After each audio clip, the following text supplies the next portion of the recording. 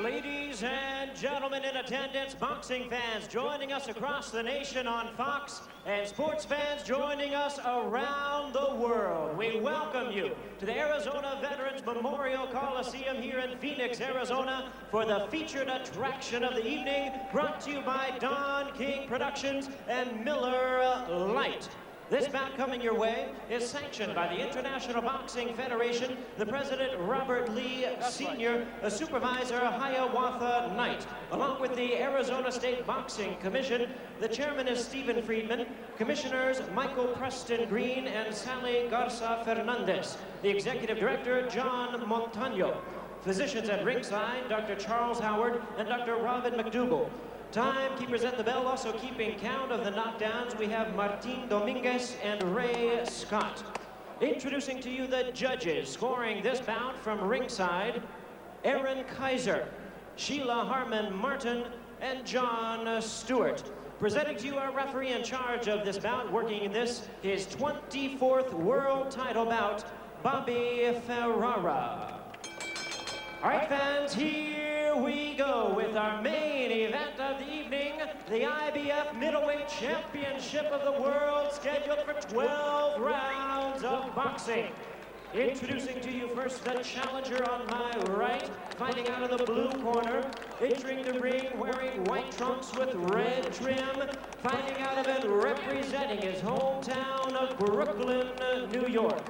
He weighed in at the middleweight limit of 160 pounds. His record includes 15 wins, 2 losses, and 1 draw, with 5 wins. Coming by way of knockout, please welcome the IBF number 9 rated middleweight contender, known as Steve Lionheart Frank.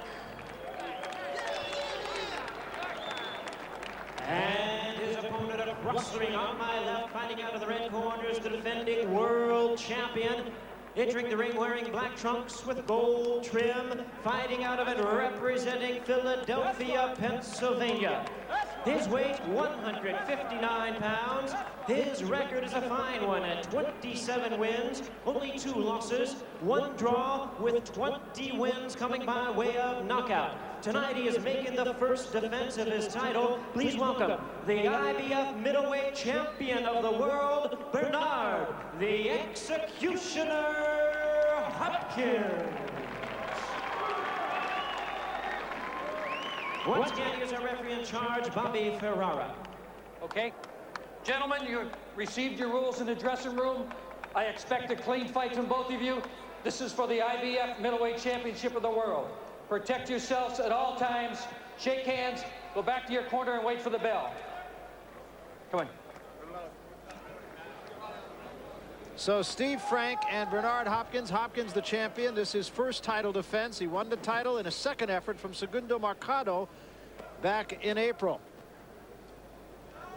Hopkins, a man, as we said earlier, on a mission. Bowie Fischer in his corner has been around this sport for a long time. Steve Frank, and I think the onus is on Steve Frank to execute his game plan considerably better than Jorge Luis Vada did in his bout with Terry Norris. Now, Frank's idea is stay away, jab, don't give too much ground, and hope to fight him later in the fight. Good right hand right out of the box. Down goes Frank. Right there. First punch of the night. You know, when a fighter takes a fight on only 7 days' notice, you think he might come out and take his shot early because conditioning will be a factor later.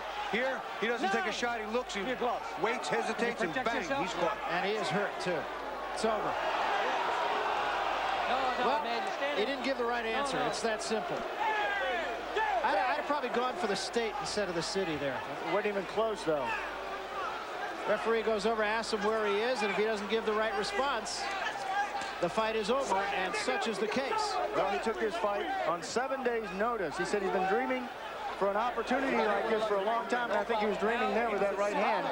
Said, I fought this match so many times in my head, Steve Frank did, but I don't think that was the result he saw in his head. I'll tell you what, he got caught. A surprise. He got caught with a clean right hand. You can see he's still a little glassy-eyed, and he's not totally sure where he is. His feet aren't underneath him, but I'll tell you what, when you come out and fight a fight at this level, having only 7 days' notice, I don't care what you say about living a clean life and always being in shape. Being in shape is one thing. Walking around in reasonable shape is another. being in boxing condition is a totally different thing. And coming into this fight, Bobby, he had no respect whatsoever for Bernard Hopkins. I think that has changed, though. Well, Bernard Hopkins did what he had to do, much as Terry Norris did what he had to do. Both have bigger things coming. For the moment, though, Bernard Hopkins, the man of the moment, and that's all it took. We'll be back.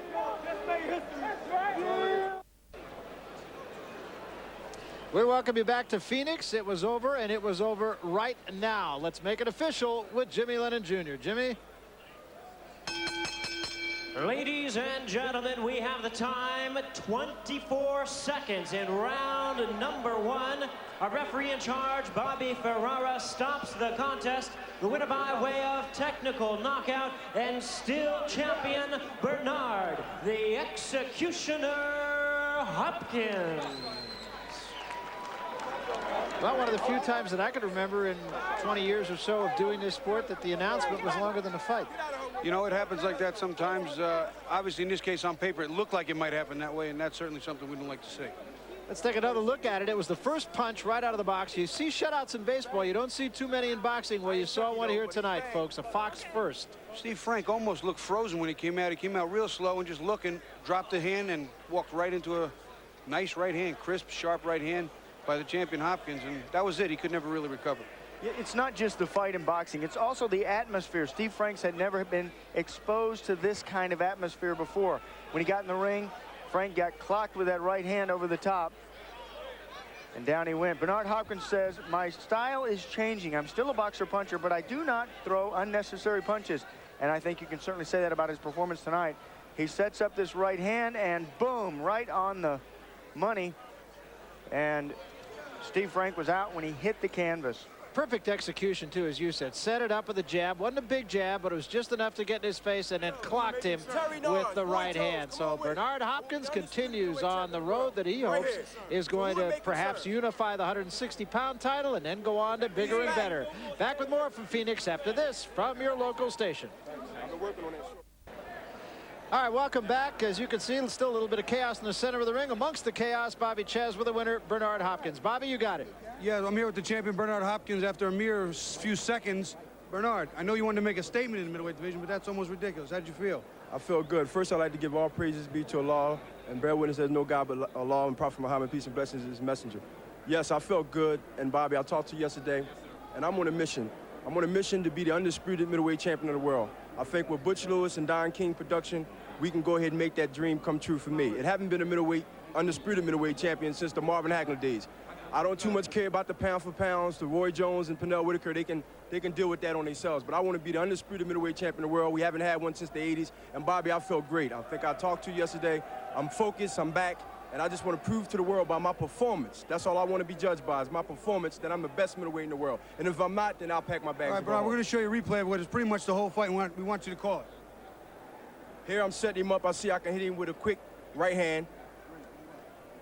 Straight stuff, and I try to double it up, and he went down, and then I hit him with an uppercut. I seen that move from Tyson. If you remember Tyson, right uppercut that he throws, he put the leverage to it, and I worked on that a lot in the camp for Joe Lipsy, matter of fact, the other opponent that got a stay of execution. Okay, now Roy Jones Jr., we know that's kind of a bittersweet name for you. You want him again. You had him once before. What did you learn last time? What would you do next time? Well, Do you want him again? Of course, Bobby. Of course I got to want him again. Every fighter wanted a guy that beat him before. And Roy Jones Jr., no questions about it, most pound for pound, great fighter in the world. He's got a good hand speed. But I need the Roy Jones, the Terry Norrises, the Quincy Tellers, the whoever may concern to make me the undisputed or the best fighter in the world. Roy Jones Jr. is a great fighter. I think that I can capitalize on him, on my ability to be the best fighter. I think that I have to be the best. If Roy is the best, I take my head off to him right now. He's standing as the best in Pernell Whitaker. Then let me challenge any of these guys outside of their league or any league to prove that I also is a rude to reckon with. And I want the opportunity. For right now, then, you want to stay in the middleweights, maybe clean up and clear up the middleweight confusion, and before you move on to the super middleweight. Listen, Bobby, believe it or not, I can get down to 147, 145, and 155, 157 and fight Terry Norris for both of his titles. But if Terry want to fight me, that's great. I think I need Terry right now. I think Terry need me. I think that moving up to 168 is a little premature right now because, you know, I had 10 fights as a super middleweight. Let me go ahead and get my stripes and come up in the ranks, and I'll see Roy Jones if he's still at 168 within a year. If not, I'll take anybody. If Roy say he want to fight me next month or 2 months, HBO call me, I'm ready. So I nothing's think set Whitfield- yet, but beware to Fox. from 147 to 168. We're going to go back upstairs now to James Brown.